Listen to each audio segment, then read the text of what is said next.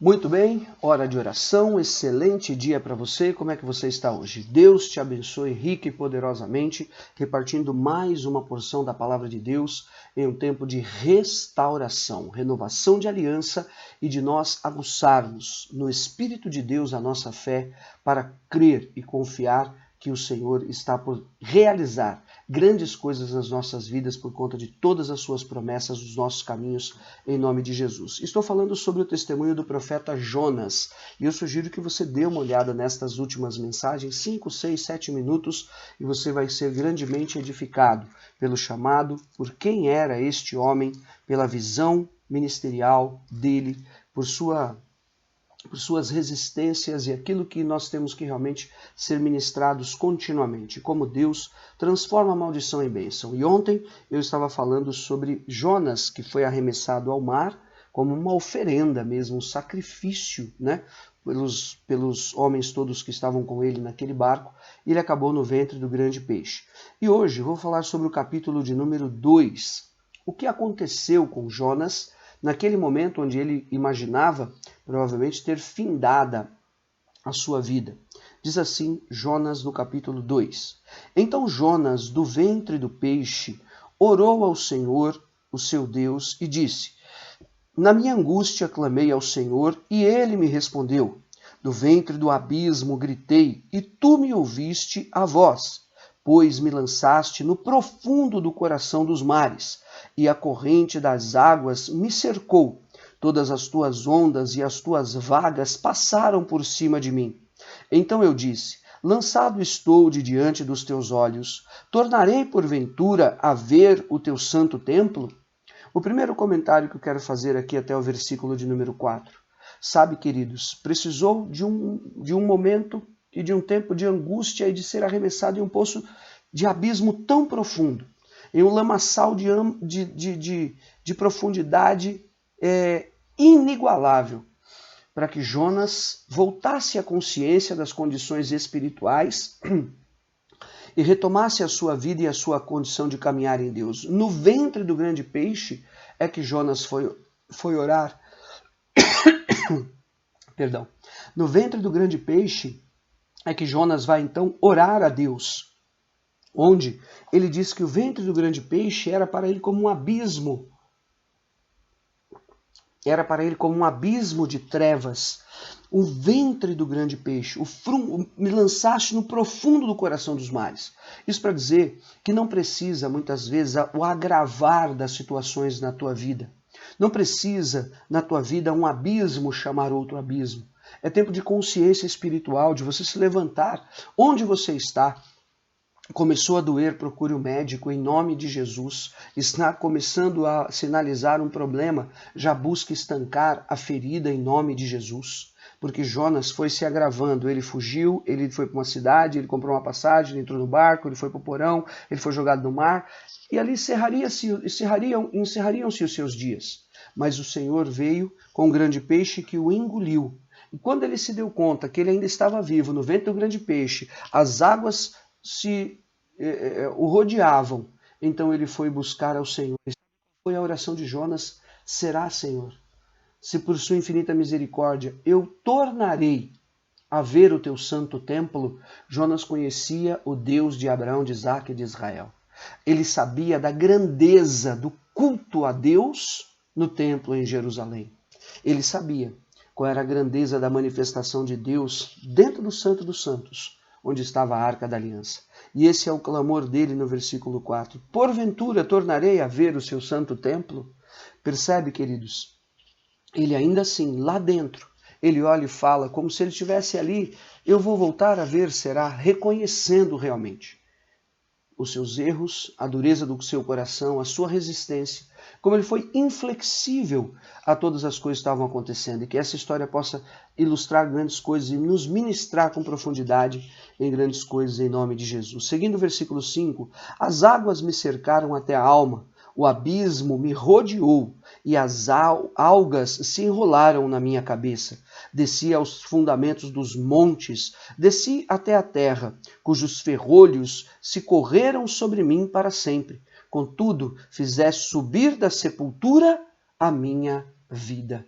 Um fôlego de vida entrou dentro de Jonas, na amargura, no fundo do poço, na lama, no ventre do abismo que ele estava, no profundo da terra, como ele mesmo disse, onde ferrolhos se correram sobre ele.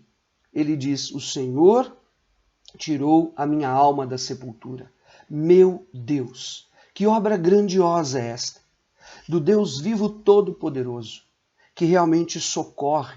A palavra diz que o nosso Deus é socorro bem presente na tribulação e na angústia. Seja qual for o espírito de loucura, a obra de domínio do pecado que possa ter manifestado sobre você ou pessoas que você conhece, culpa, acusação, tentando fazer com que elas até mesmo desejassem encerrar os seus próprios dias. Em nome de Jesus, há um Deus vivo que eu conheço e sei. Ele está nos céus, mas ele está também em todos os lugares onde alguém clamar e invocar o seu nome. Assim, o Senhor possa visitar a cada um na sua angústia, na sua necessidade, na sua dor, na sua enfermidade. Sejam talvez estas áreas ou necessidades ou situações que você tem que enfrentar até o meio desse ano, até o final desse ano. E você não sabe como você vai dar conta. Seja essa a voz do Espírito de Deus hoje, através desta pequena mensagem, em nome de Jesus. O Deus que permite que você seja lançado fora do barco é o Deus que prepara um escape e um livramento do fundo do poço, do abismo de trevas e da corrente dos mares que possa ter te submergido, para que você realmente continue adiante do que Ele tem preparado para você e dê conta em nome de Jesus. Amém? Deus fez subir da sepultura a minha vida, ó Senhor, meu Deus. E daí versículo 7 ele diz: quando dentro de mim desfalecia a minha alma, eu me lembrei do Senhor. Perceba qual foi esse processo. Quando ele estava no ventre do grande peixe, então ele se lembrou do Senhor. E aí Jonas ora e ele reconhece toda aquela angústia e agrura que realmente estava dentro de sua vida. E ele então, quando se lembra do Senhor e começa a orar, Deus tira a sua alma da sepultura. Esse é o tempo do povo de Deus se lembrar do Senhor, da fé e trazer à memória aquilo que dá esperança, porque aquele que começou a boa obra é fiel para completá-la. Quando dentro de mim desfalecia a minha alma, eu me lembrei do Senhor e subiu a ti a minha oração no seu santo templo. O Senhor ouviu a oração, porque a única oração que o Senhor não ouve é a que você não faz. A única oração que não faz sentido é a que não é feita. Então, o Senhor vem e ele ouve e atende o clamor de Jonas na sua angústia e na sua agrura. Os que se entregam à idolatria vã abandonam aquele que lhes é misericordioso. O próprio Jonas, ele, na idolatria do seu próprio ventre, sabe, fugindo de Deus por conta do propósito que Deus havia estabelecido, ou imaginando que Deus não iria fazer aquela obra, seria impossível. Não creio que Jonas imaginava que fosse impossível, mas ele não queria que aquela obra alcançasse e libertasse pessoas tão más como ele imaginava serem os ninivitas, não é? Então, aqueles que se entregam à idolatria vã abandonam aquele que lhes é misericordioso. Era o próprio Jonas, mas com a voz do agradecimento. Percebe? Jonas, no versículo 8, está falando dele mesmo. Ele está falando que o mal que o acometeu foi a idolatria. E o profeta Samuel, em 1 Samuel, no capítulo 15, ele diz que a idolatria é pecado de feitiçaria, que a rebeldia é pecado de feitiçaria, que a idolatria é culto dos ídolos do lar, é aquele que se volta para o próprio ventre, somente para os seus próprios interesses. E era o próprio Jonas, mas com a voz do agradecimento, ele diz, lá na sua oração, eu venho com a voz do agradecimento e oferecerei sacrifícios e o que votei pagarei. Creio aqui que quando ele diz o que votei pagarei, ele estava se lembrando dos votos do seu sacerdócio, da sua condição profética e do mover de Deus sobre sua vida. Ele vai voltar a fazer sacrifícios e buscar ao altar de Deus e o que votei pagarei. Cumprirá os seus votos. E aí ele louva ao Senhor. Ao Senhor pertence a salvação. Meu Deus, ouça a voz do Espírito de Deus receba esta palavra de paz, de amor, de bênção sobre a tua vida. Seja tratado nestas abominações, deformações todas que talvez estejam pendentes na tua alma, como bipolaridade, loucura, fraqueza interior, depressão, caia por terra. Esse é o ventre do abismo, do peixe que te engoliu. O Senhor está te chamando, dele pertence a salvação. Vá por um caminho da tua oração, que na tua angústia o Senhor vai ouvir e vai atender